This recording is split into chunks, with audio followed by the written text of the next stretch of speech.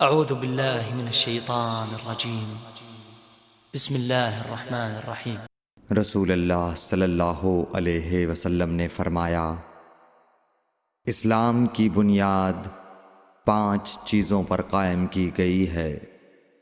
اول، گواہی دینا کہ اللہ کے سوا کوئی معبود نہیں اور بے شک حضرت محمد صلی اللہ علیہ وسلم اللہ کے سچے رسول ہیں، اور نماز قائم کرنا اور زکوٰۃ ادا کرنا اور حج کرنا اور رمضان کے روزے رکھنا۔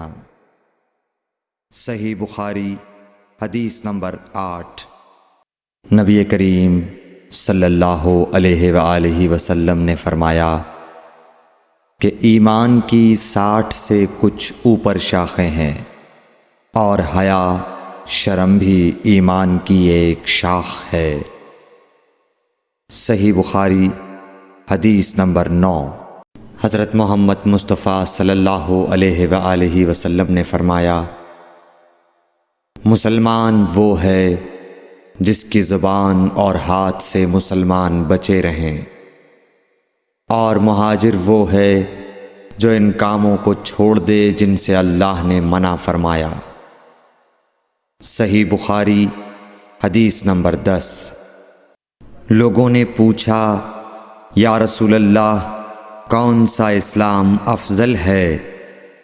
تو نبی صلی اللہ علیہ وسلم نے فرمایا، وہ جس کے ماننے والے مسلمانوں کی زبان اور ہاتھ سے سارے مسلمان سلامتی میں رہیں۔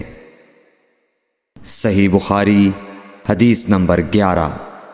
ایک دن ایک آدمی نے حضرت صلی اللہ علیہ وسلم سے پوچھا کہ کون سا اسلام بہتر ہے؟ فرمایا، یہ کہ تم کھانا کھلاؤ اور جس کو پہچانو اس کو بھی اور جس کو نہ پہچانو اس کو بھی، الغرض سب کو سلام کرو۔ صحیح بخاری حدیث نمبر 12۔ حضور اکرم صلی اللہ علیہ وآلہ وسلم نے فرمایا، تم میں سے کوئی شخص ایماندار نہ ہوگا جب تک اپنے بھائی کے لیے وہ نہ چاہے جو اپنے نفس کے لیے چاہتا ہے۔ صحیح بخاری حدیث نمبر 13۔ رسول کریم صلی اللہ علیہ وسلم نے فرمایا، قسم ہے اس ذات کی جس کے ہاتھ میں میری جان ہے، تم میں سے کوئی بھی ایماندار نہ ہوگا جب تک میں اس کے والد اور اولاد سے بھی زیادہ اس کا محبوب نہ بن جاؤں۔ صحیح بخاری حدیث نمبر 14۔ حضرت صلی اللہ علیہ وسلم نے فرمایا، تم میں سے کوئی شخص ایماندار نہ ہوگا جب تک اس کے والد اور اس کی اولاد اور تمام لوگوں سے زیادہ اس کے دل میں میری محبت نہ ہو جائے۔ صحیح بخاری حدیث نمبر 15۔ نبی کریم صلی اللہ علیہ وآلہ وسلم نے فرمایا، 3 خصلتیں ایسی ہیں کہ جس میں یہ پیدا ہو جائیں اس نے ایمان کی مٹھاس کو پا لیا۔ اول یہ کہ اللہ اور اس کا رسول اس کے نزدیک سب سے زیادہ محبوب بن جائیں۔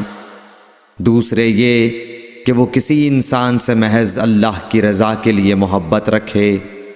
تیسرے یہ کہ وہ کفر میں واپس لوٹنے کو ایسا برا جانے جیسا کہ آگ میں ڈالے جانے کو برا جانتا ہے۔ صحیح بخاری حدیث نمبر 16۔ حضور اکرم صلی اللہ علیہ وآلہ وسلم نے فرمایا، انصار سے محبت رکھنا ایمان کی نشانی ہے، اور انصار سے کینہ رکھنا نفاق کی نشانی ہے۔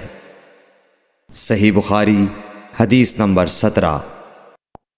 رسول اللہ صلی اللہ علیہ وسلم نے اس وقت جب آپ کے گرد صحابہ کی ایک جماعت بیٹھی ہوئی تھی فرمایا کہ مجھ سے بیعت کرو اس بات پر کہ اللہ کے ساتھ کسی کو شریک نہ کرو گے، چوری نہ کرو گے، زنا نہ کرو گے، اپنی اولاد کو قتل نہ کرو گے، اور ناآمدن کسی پر کوئی ناحق بہتان باندھو گے، اور کسی بھی اچھی بات میں اللہ کی نافرمانی نہ کرو گے۔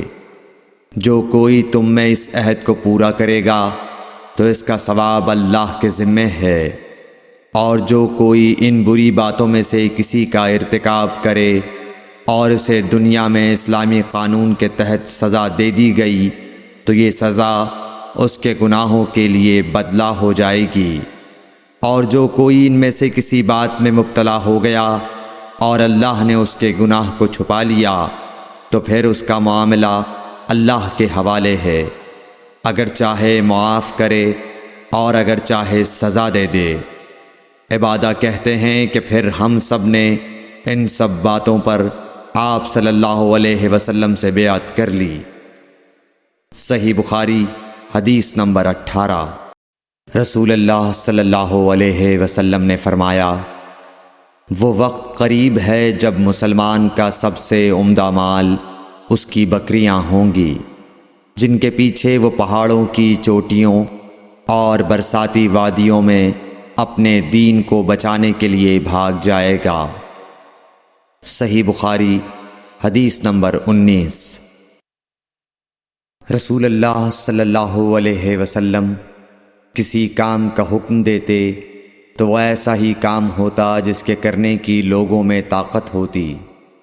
اس پر صحابہ کرام نے عرض کیا کہ یا رسول اللہ، ہم لوگ تو آپ جیسے نہیں ہیں، آپ تو معصوم ہیں اور آپ کی اللہ پاک نے اگلی پچھلی سب لغزشیں معاف فرما دی ہیں، اس لیے ہمیں اپنے سے کچھ زیادہ عبادت کرنے کا حکم فرمائیے۔ یہ سن کر آپ ناراض ہوئے، حتیٰ کہ خفگی آپ کے چہرہ مبارک سے ظاہر ہونے لگی۔ پھر فرمایا کہ بے شک میں تم سب سے زیادہ اللہ سے ڈرتا ہوں اور تم سب سے زیادہ اسے جانتا ہوں، پس تم مجھ سے بڑھ کر عبادت نہیں کر سکتے۔ صحیح بخاری حدیث نمبر 20۔